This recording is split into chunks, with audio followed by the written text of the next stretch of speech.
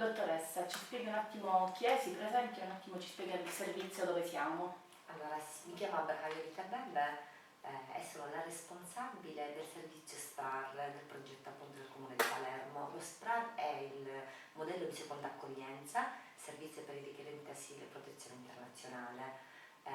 e viene finanziato dai fondi nazionali del governo italiano, del Ministero dell'Interno, a differenza delle prime accoglienze che invece sono finanziate dai fondi europei. E quindi diciamo quello che fondamentalmente facciamo è quella di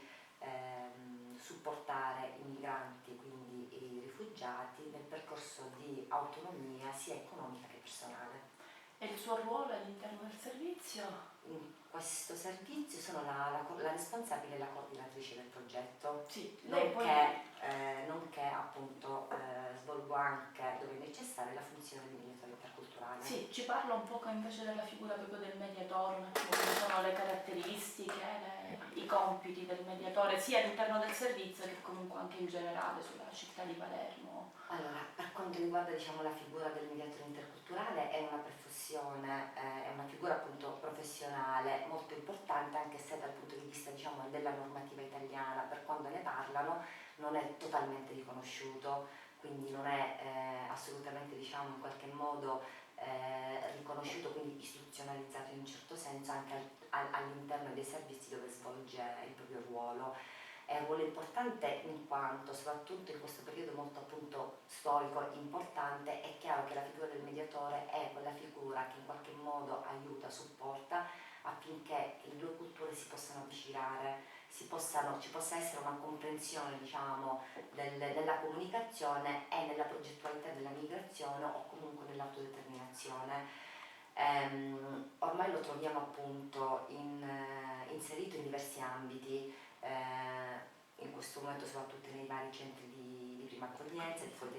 seconda accoglienza, in alcune città italiane lo troviamo anche inserito diciamo, all'interno di quelli che sono i servizi pubblici, il comune, gli ospedali, l'ASP, dove appunto ha la funzione di facilitatore affinché la richiesta e la domanda del migrante possa essere compresa e quindi trovare appunto una risposta che sia più adeguata e reale. Ci sono dei corsi che ti danno appunto l'attestazione o comunque la specializzazione per quanto riguarda la figura del mediatore interculturale, anche se negli anni un po' è scaduto, nel senso che c'è la formazione base che è quella regionale, che però per ora diciamo è da tempo è ferma, quindi in genere purtroppo ci sono questi corsi online a pagamento che ti danno l'attestato ma che non ti permettono realmente di capire effettivamente se hai le competenze, soprattutto relazionali, perché si tratta comunque di lavoro all'interno di una relazione e quindi è chiaro che non ci siano delle competenze che possono essere sollecitate o rinforzate. E volendo parlare anche della pratica, in maniera molto pratica della sua attività, vincoli e risorse che lei ritrova all'interno del ruolo di mediatore. Allora, sicuramente le risorse è nel senso è la facilità nella comunicazione, che non è da sottovalutare, cioè nel senso nel momento in cui il migrante ha la possibilità di comprendere in totale tutto quello che gli viene detto, come funziona per esempio il territorio, quali sono le procedure che dovrà mettere in atto perché possa stabilirsi o in qualche modo appunto avviare la richiesta di protezione internazionale o per quello che sia l'inserimento lavorativo o che sia la scuola, è chiaro che ha anche deve essere nelle condizioni di poter esprimere realmente, liberamente, realmente quello che realmente vuole fare e diventa protagonista, cioè ha la possibilità di essere protagonista all'interno della sua progettualità perché ha il controllo e la comprensione di tutto. Questo sicuramente è la risorsa di chi svolge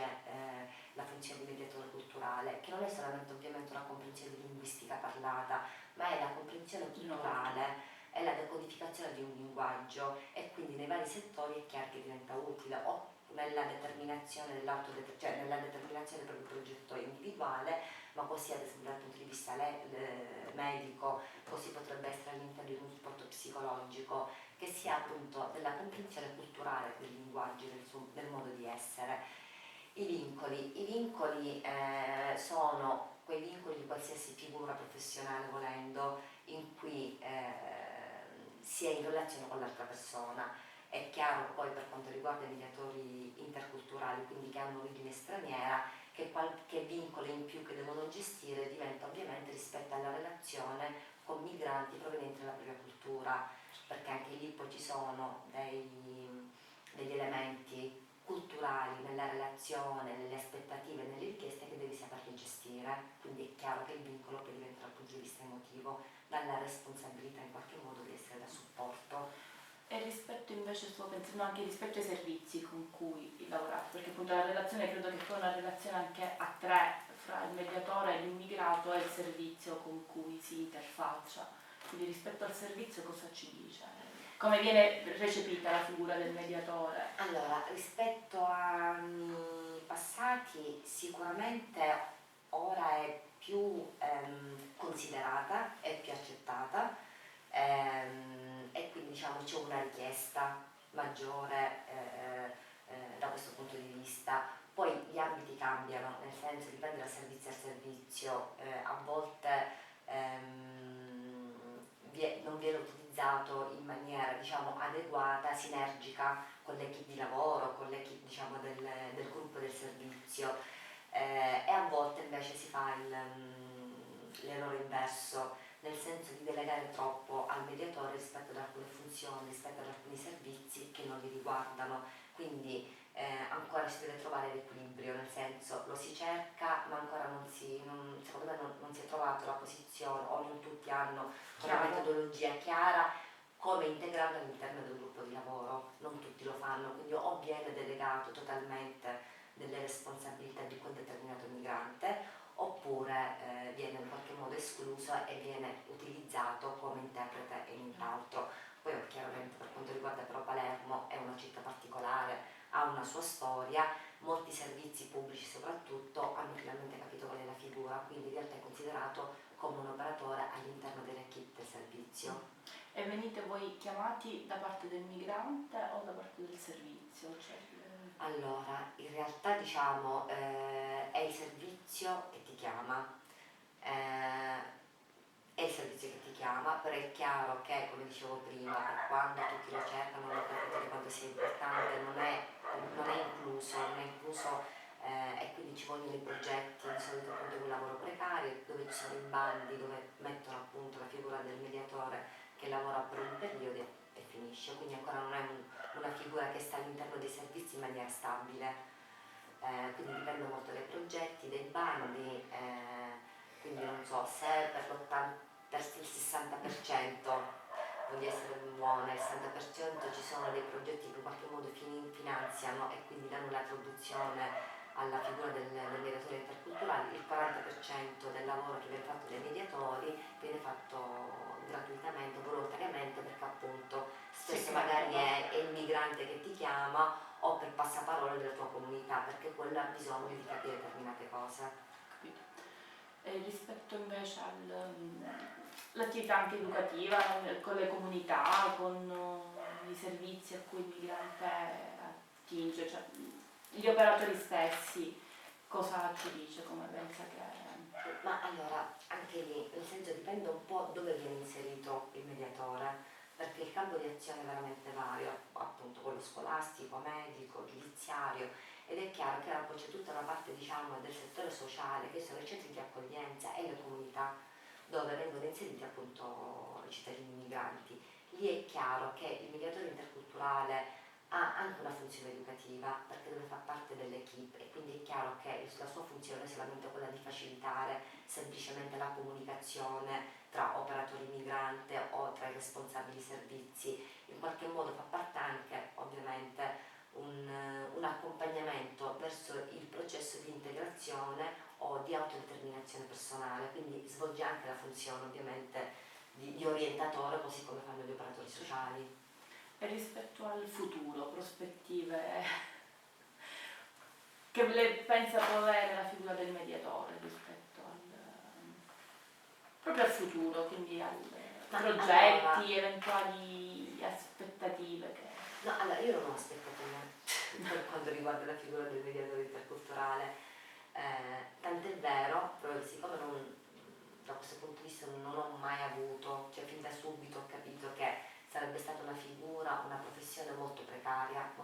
rispetto a qualsiasi altra figura, tant'è vero che io non ho molto puntato rispetto alla mediazione interculturale, tant'è vero che ora mi trovo a fare la responsabile, nel senso che ho cercato di avere un percorso diciamo di crescita professionale altra che non fosse vincolata solo dalla mediazione interculturale, che secondo la mia opinione non permette diciamo di avere una stabilità lavorativa, per quando invece a lungo termine è una figura che verrà sempre cercata.